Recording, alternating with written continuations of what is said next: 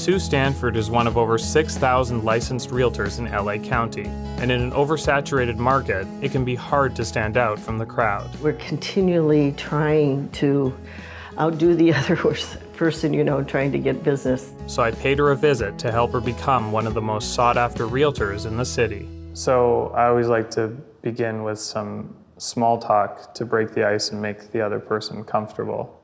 Okay. Have you ever posed for a painting before? No, not actually, not for anything like that. You'd make a good model. You're very beautiful. Well, bless your heart. Thank you so much for saying that. You're welcome. So is that enough small talk to make you comfortable? Yeah, I guess so. My mission was to make Sue one of LA's top realtors. The plan? Have her specialize in a currently unrepresented group of homebuyer, the 50% of people who believe in ghosts.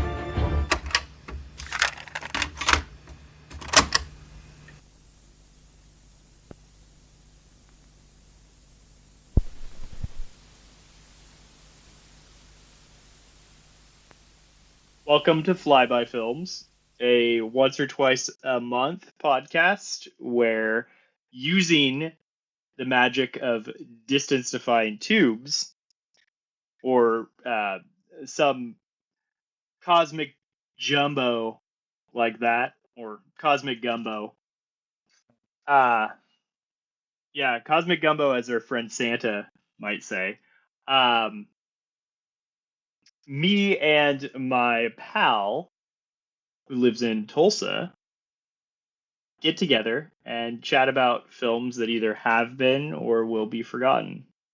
So, Tulsa pal, how are you?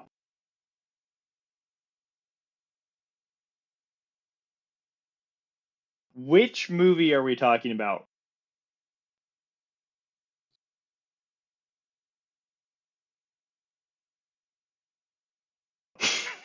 Are you sure? Are you sure about that?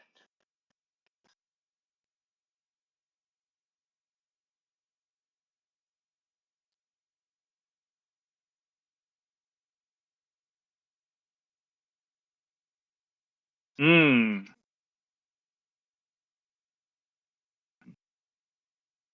Does it exist? If a movie gets made in the world and it doesn't get put on a DVD, does it really exist?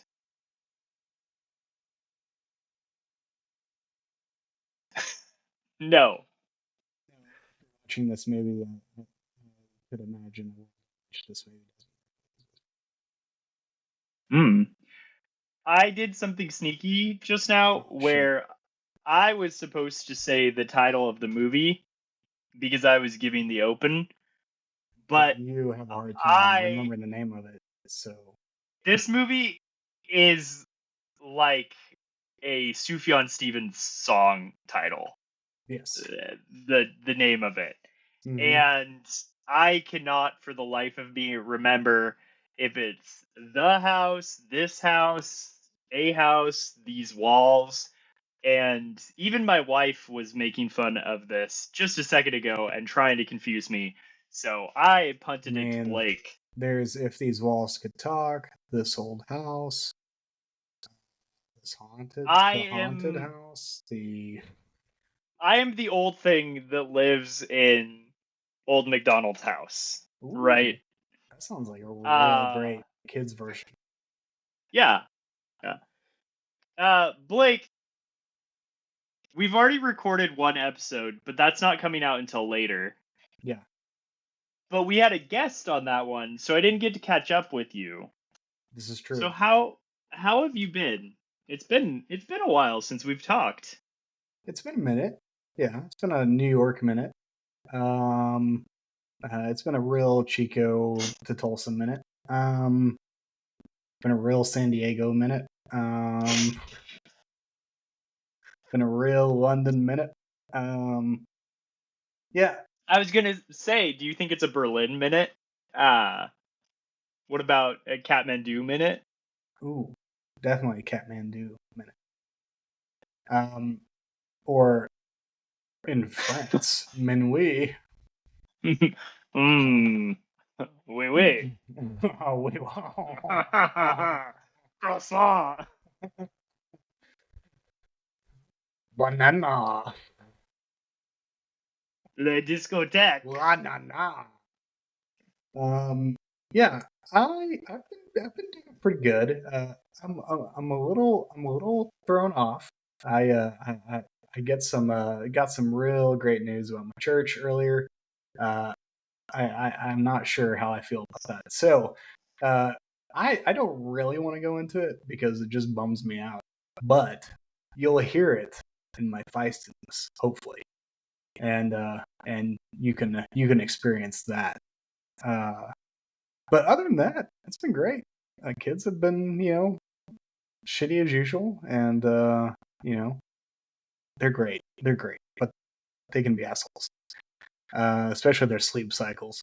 Yeah, but they're kids, so that's Yeah. expected. It's totally expected. They aren't mega church pastors, right? So Yeah. Yeah. There you go. I just want different kind and by the way, just to clear the air, I Blake Collier do not go to a mega church. You can put that baby back to bed. I don't do that shit. Been there, done that. Don't want any part of it. Yes, I did not mean to imply that. I just meant celebrity pastors, yes. Celebrity evangelical bullshit, yes.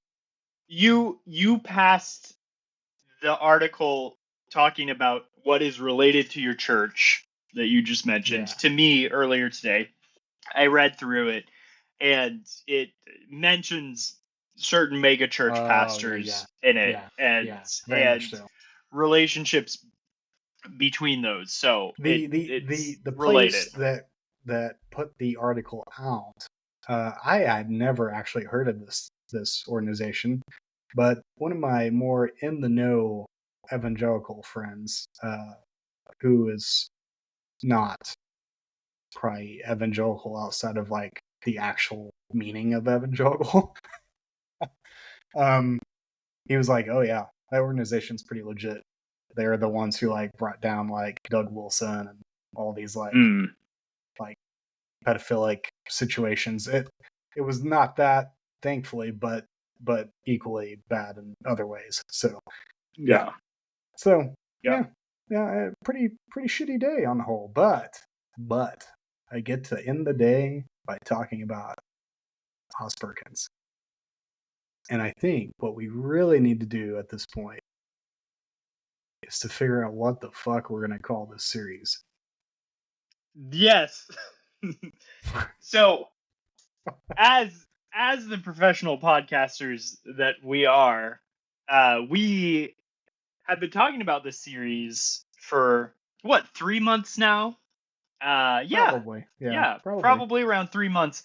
I think when Longlegs came out, which is the most recent Osgood Perkins movie, I think you threw around the idea of saying like, oh, he has 4 movies. We usually record 4 movies for October. Let's do Osgood Perkins movies.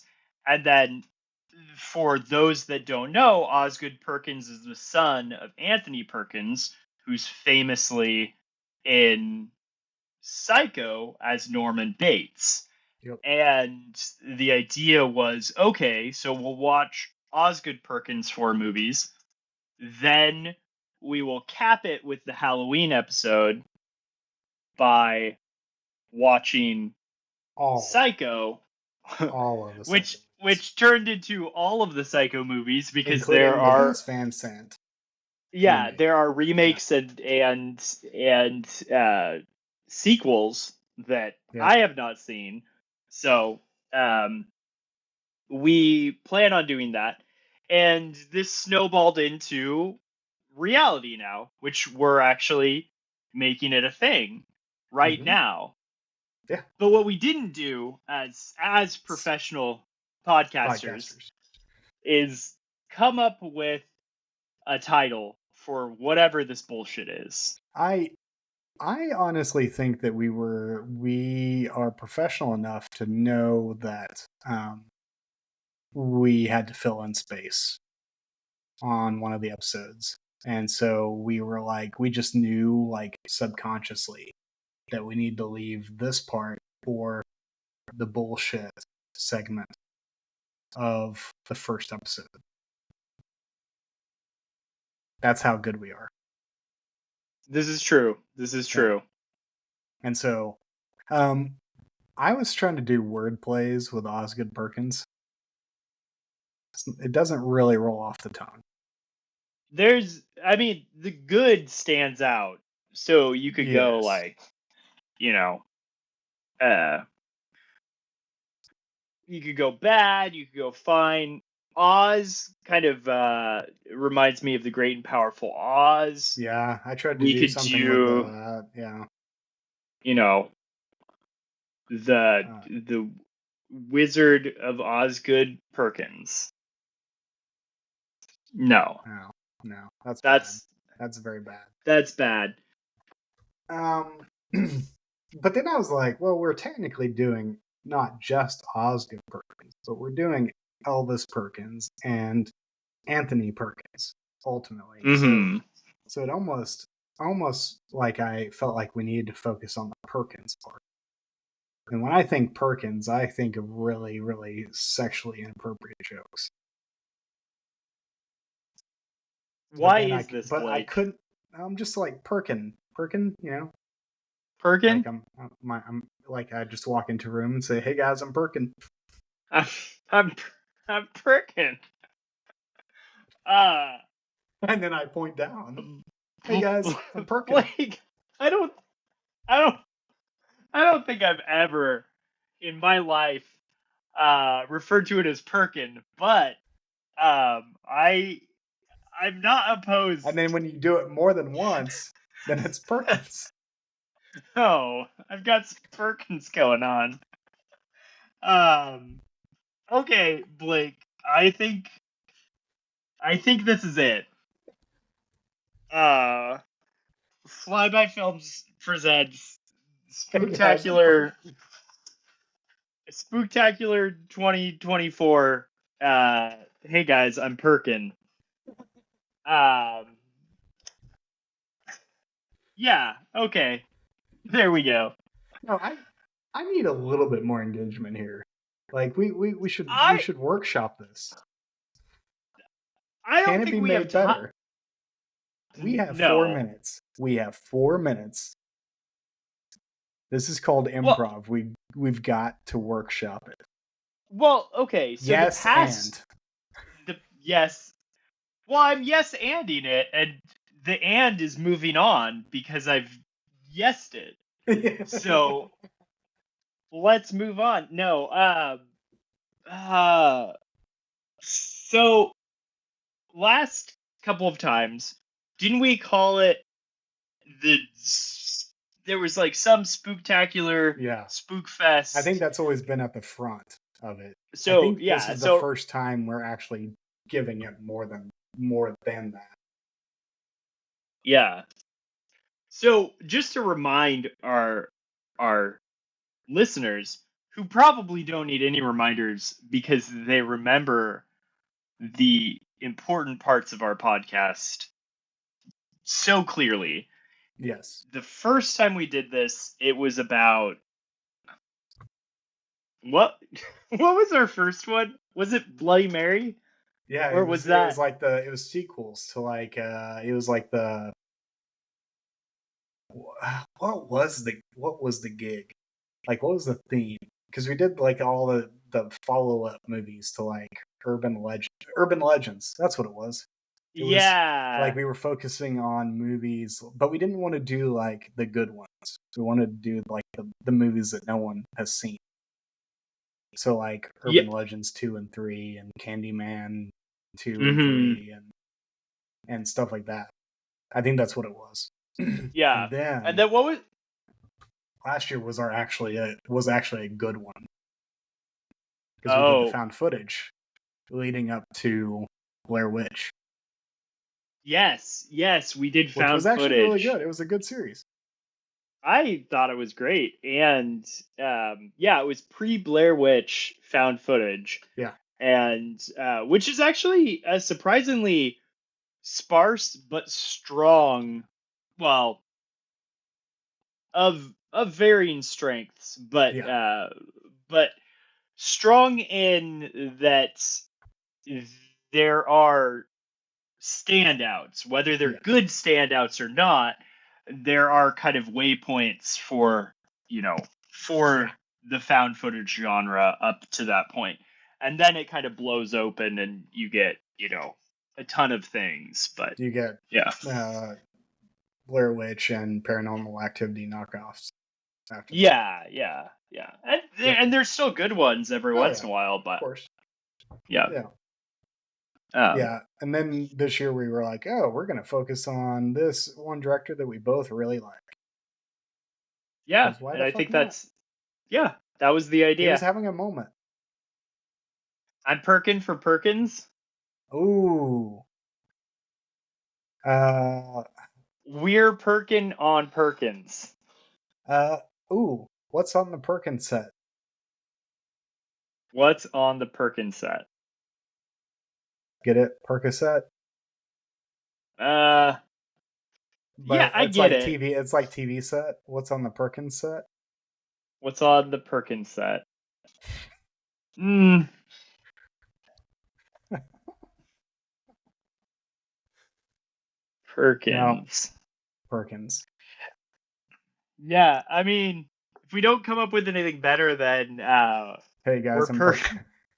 we're Perkin on Perkins. We're Perkin on Perkins. Then I think that's what we got to go with. Okay. So we have All we right. have we have this episode to. Well, okay. Well, in that case, as we have oft to do, if you come up with a better idea, scream it out in the middle of the conversation. Doesn't matter. Just scream it. Just And the other person will say yay or nay, and then we'll move on with the conversation as if nothing happened. If not, it's Perkins for Perkins. we're Perkin on Perkins. Perkin on Perkins. Perkin on Perkins. And to figure out what that means, they'll have to listen to this episode. Exactly. Because no one saw it coming. That's what she said.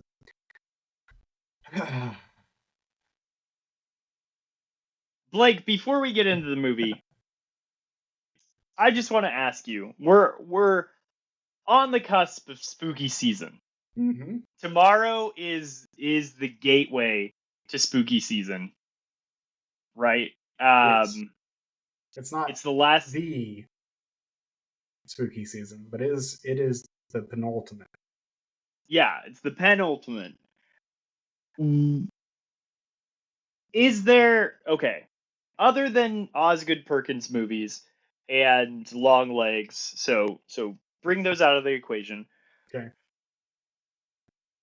Is there a horror movie from 2024 that you watched and are excited about, or is there something that you are looking forward to watching that's coming out or rewatching?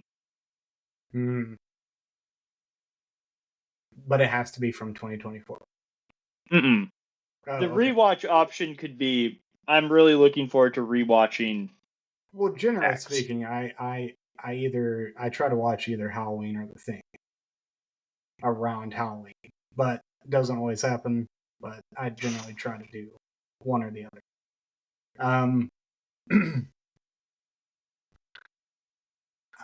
Man, I'm trying to think if I've seen any other horror movies this year that I was just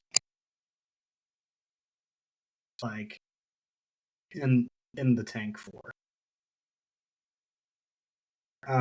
Nothing's. Oh, I know what I'm looking forward to. Because I can't think of one that I've seen that I would just ride or die for outside of Long Legs. I am excited for the long. I don't even know how to say it, but this has been in the works for a long freaking time, but it's opening on Christmas Day, and it is Robert Eggers' Nosferatu, which could be absolute shit. And I recognize this because I didn't even like the 1970s vampire Nosferatu, and that was that Herzog? Yeah, I think It has Klaus Kinski in it. So that. whenever I think of Klaus Kinski, it's Herzog. But Sure. And how much they hated each other. I didn't even like that one. I adore the original Nosferatu. I think it's one of the more terrifying films that I've ever seen. I even like Shadow of a Vampire, which is a movie made about the making of that movie. Yeah, I was gonna ask if you enjoy that movie. Which is nice because who plays Orlok? Willem Dafoe. And who's in the new Nosferatu? That's right, Willem Dafoe. But he's not playing the vampire. Our boy Bill Skarsgård is. And I mean, Billy Boy.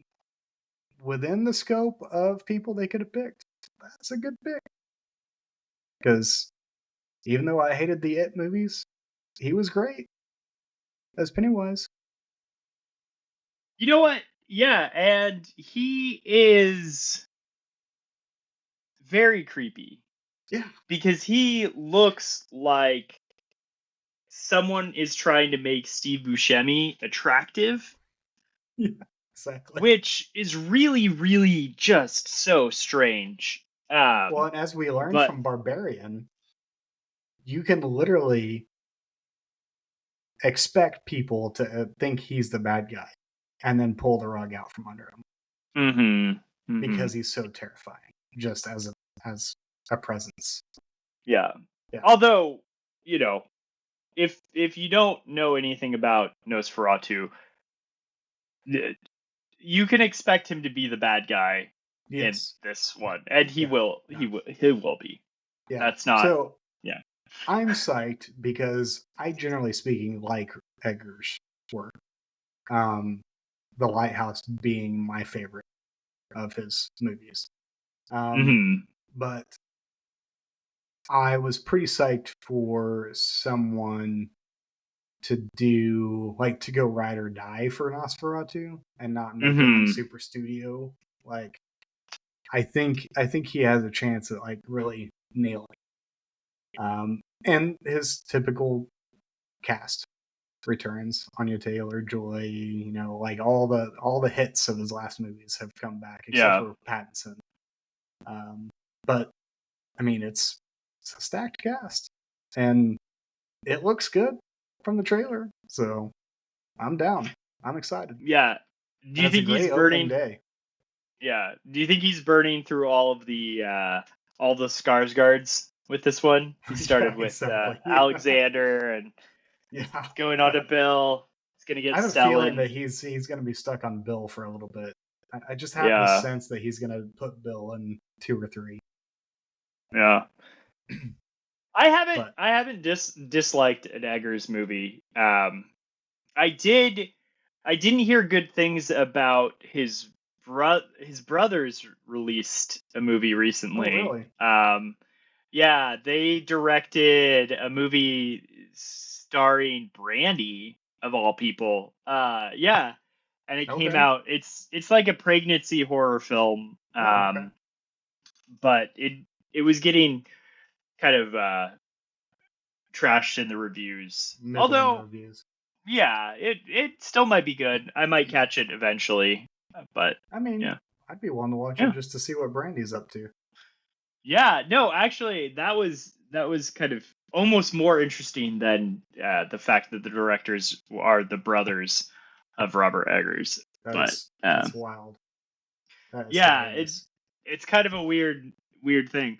But yeah, I've liked all of his movies. I like The Lighthouse. It's great. I like The Witch. I even like The Northman, which I know was kind of split for some, but yeah, I It liked it. split for him, even. He hated the experience of making it. He said he'll never work with a big studio again. Yeah, it was a different experience. He I think he's back on the A24 wagon. Yeah, So unfortunately. But I yeah. mean, you know where your bread is buttered. You know, You know what? he's one of the I know few. what He's one of the few directors that hasn't bought into the formula completely. So I know we give A24 a lot of shit, and I think they deserve it. Really. I legitimately do. But you know what? Elevated horror, there was a lot of weird horror movies that came out in the past 10 years. oh And I yeah, think a lot of them were mixed in with the elevated horror thing where people were trying new things. And yeah, you get a lot of auteurs who have their hmm heads stuck up their asses, yeah. and And I think Eggers is one of those auteurs. I just happen to like yeah, his movies. absolutely. I think every movie he could, maybe be way too far up his own ass Yeah. for it to, but but then you get things like The Lighthouse, and you're like, oh yeah, I don't care if this is elevated horror. This is batshit wonderful, and Exactly. I'm just happy to have it. So Yeah. you know, I I think there's a lot of backlash that is deserved about this, and I think we'll move through it as horror fans. We Yeah. will one day get through this. Um, So to push the question back on you, was there something in your head that either was a horror movie uh, from the year or something you're anticipating? I recently watched the movie Oddity, and I You told me really about this. liked it. I really liked it. It's it's a slow burn. I love slow burns Um, though. They're done right. yeah, yeah, and I think it's done right. The opening is very effective. Okay. And I don't want to spoil it because you should go in kind of not knowing about it, but it's very, very effective. I think it's good. Maybe it doesn't transcend to great, but it is very, very good, and it keeps the tone of everything, and I think it's well made. Did you ever see? Oh, I'm forgetting the title, but Oddity is an Irish horror film, um, and the director did one other movie.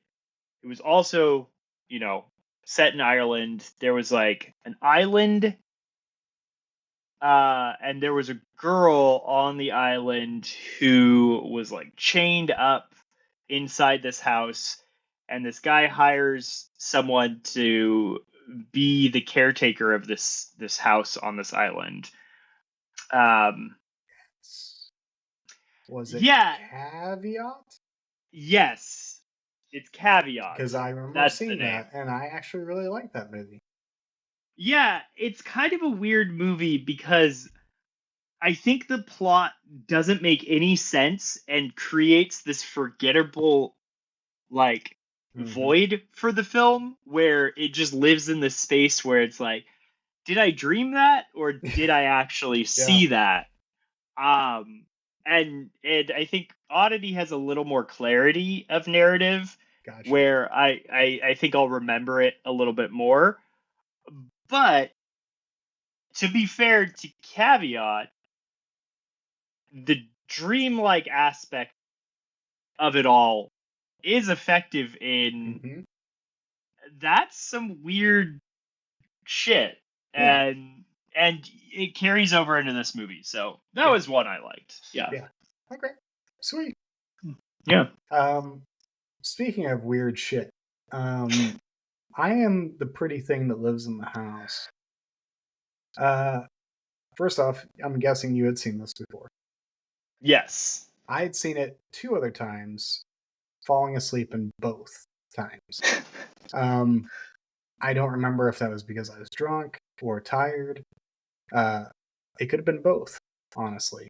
Because I remember I tried to watch this one night and I fell asleep. And then I tried to watch it the very next night again. I fell asleep again. But that wasn't to say that I didn't enjoy what I saw.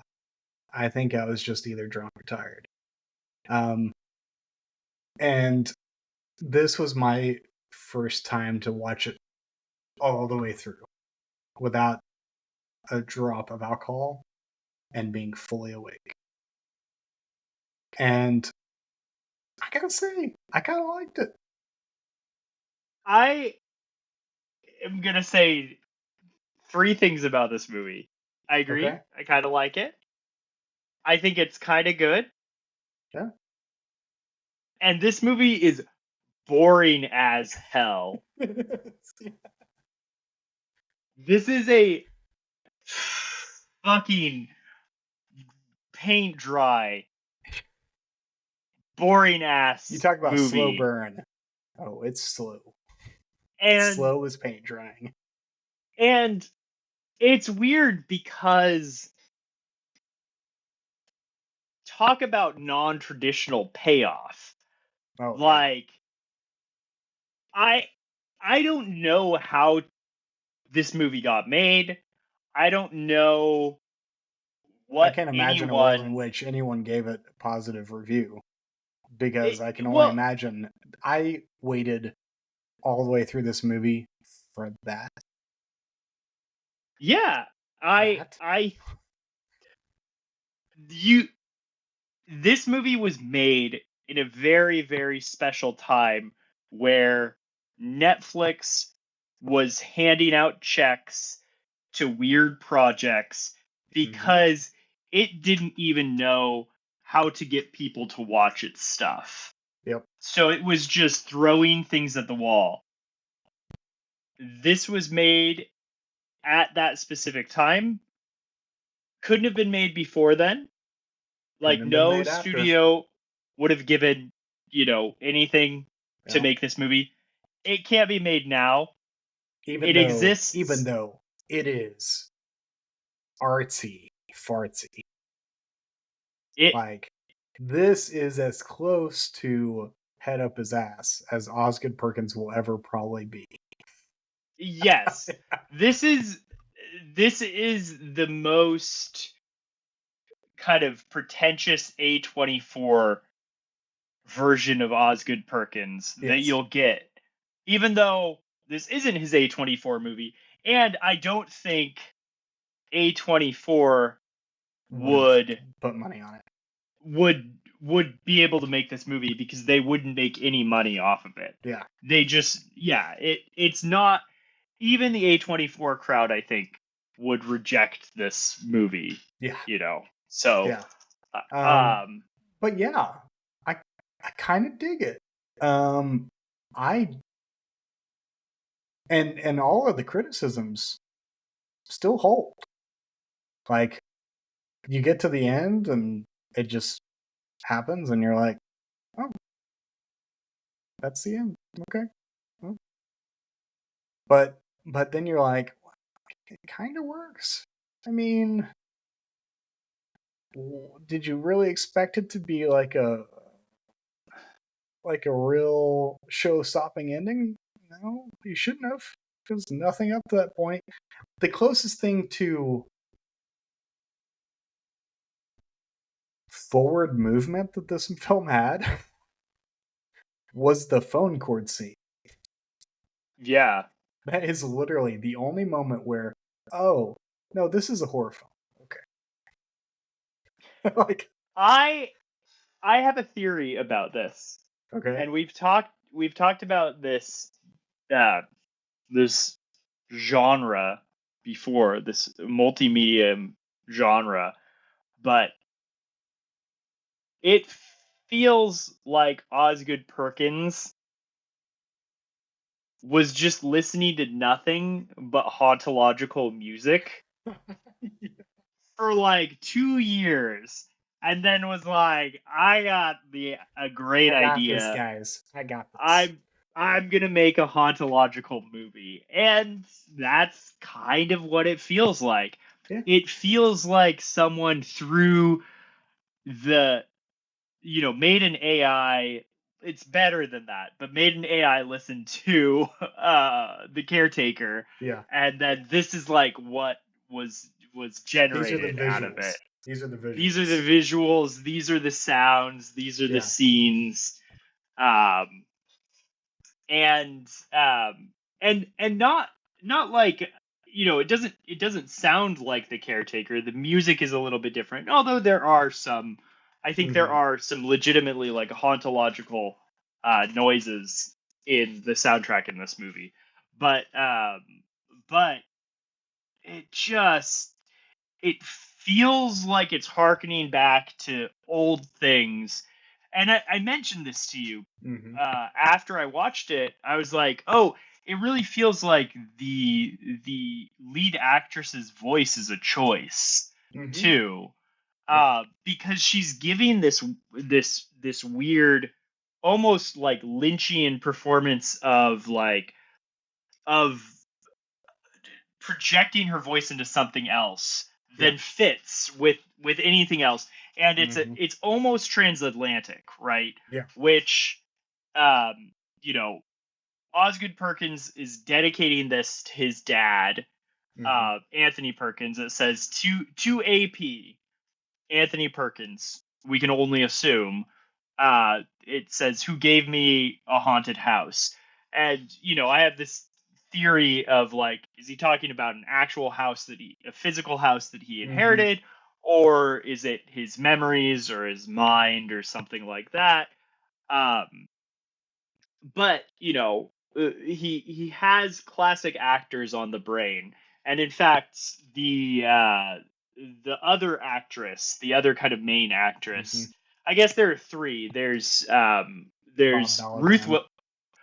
Well, three actresses. There's Ruth Wilson, Lucy Boynton, who's who also you barely in. see any of. Yeah, you barely see any of, but she is in The Blackcoat's Daughter. And then you have I forget her first name, but her last name is Prentice. And she is a classic actress who was good friends with Anthony Perkins, and she also hadn't been in anything for like 20 years until Osgood came up to her and said, "Hey, and gave her do you want?" a tremendous hairdo. Yes. I audibly chuckled whenever there's the shot of her sitting there with Ruth Wilson combing her hair, because it's just hilarious watching her comb the hair of this woman who is, I mean, the last time I saw hair like that was Ready or Not. There's the ant, I think the old ant. Oh yeah. They had the big do that stood up. Yeah. Ready or Not is the movie that has the girl that is not Margot Robbie, but looks exactly like Margot Robbie. Exactly. Yeah. That is exactly. She has this, the same name as the girl in The Ring. Samara. Samara. Yep. That's right. Yeah. Yeah. Yeah. Yeah. So I alluded to this before we started recording, but I think actually the fact that this was the first of his films to be released, even if it wasn't the first one he made, actually plays in its favor. Because this feels like a first film in a lot of ways. It has enough pretense, has enough like technical savviness. I actually find the interstitial scenes with the black background and the blurred figures to be quite effective, especially since you can't always see, like you can almost barely tell that they're moving until like their face is fully turned or something, and you see like the hint of a face features or whatnot. Like, it works for what he's doing with this movie. I found that to be really, like, really well done. But it, like we said before, there is a lot of head up ass in this movie. Like, Yeah. it's just. But I think that at least typically that is a fairly first film tendency for a lot of directors. So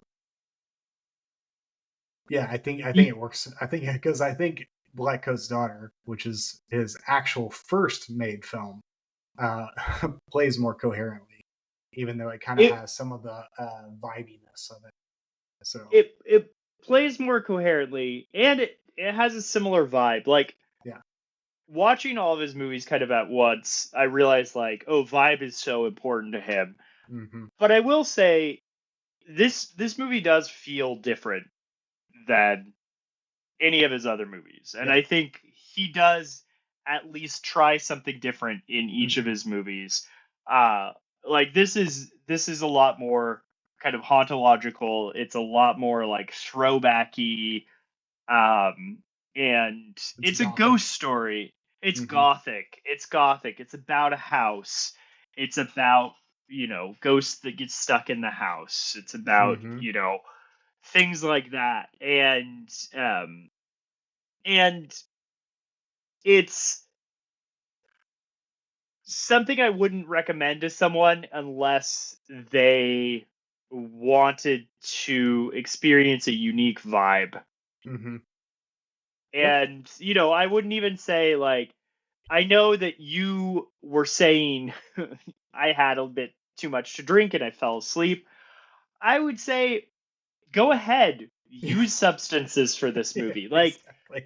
that's probably not, you of course wanted to watch it so we could talk about it, so you wanted to be, more coherent for this one. I don't think this movie is harmed by like altering your substance or your like state a little Yeah, bit. I exactly. think that it might benefit it. I don't think you need to pay attention to every line that's said. In fact, I would say that that's probably a very distracting way of watching the movie, Mm-hmm. is trying to like pay attention to everything the narrator is saying, because there's so much voiceover and Yeah. narration in this Yeah. movie. And it's Another often first film misstep. yeah. Too much Although narration. I will It say works in this case. he goes full force into Yeah, it. he does. Yeah. Yeah. But yeah, again, But yeah, I will say, and I'd forgotten it until this moment, whenever you were noting uh some of the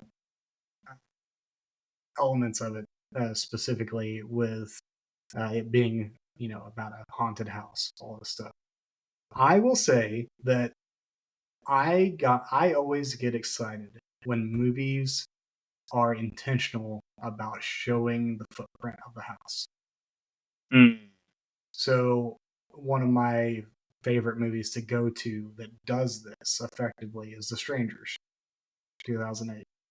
They are effective in showing the footprint of the space in which the terror is going to happen. And they sometimes they do it through the action, but sometimes they do it just with the camera. They linger and they kind of do sweeping shots of the rooms and how the hallway goes off of the living room. This movie does that too. And so I was like, this is something that has been on my mind more of recent days.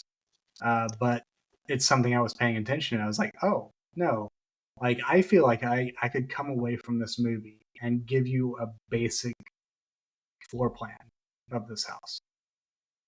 Like, this Osgood Perkins knows this house, and he is wanting to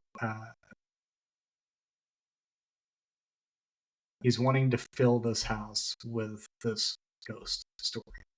Like, the house is as much a character as anyone else in this movie. Yeah. And so I love movies that are particular about making the space known and making it to where it can be understood architecturally before the shit hits the fan. You know?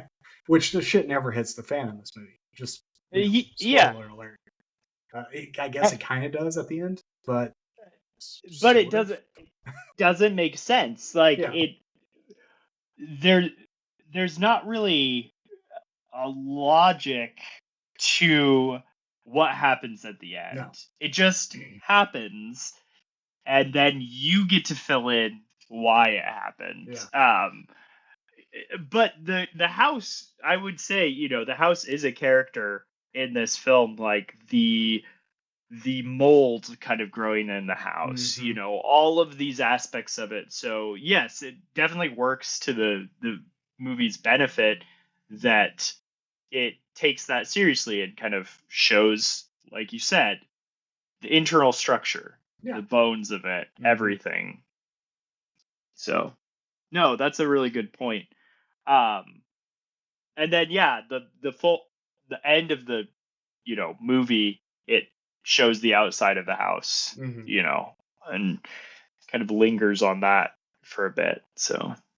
And then the inside shots of the doors with the two side lights is a shot that he likes in this movie, because he shows it probably 4 or 5 times throughout the movie, because it looks kind of like eyes and a nose and so it looks like the house is alive in that way. So it's not the first time that shot has been used in films to elicit a feeling of there's something going on with this house beyond it just being a house. He is by far not the first director to do something like that. So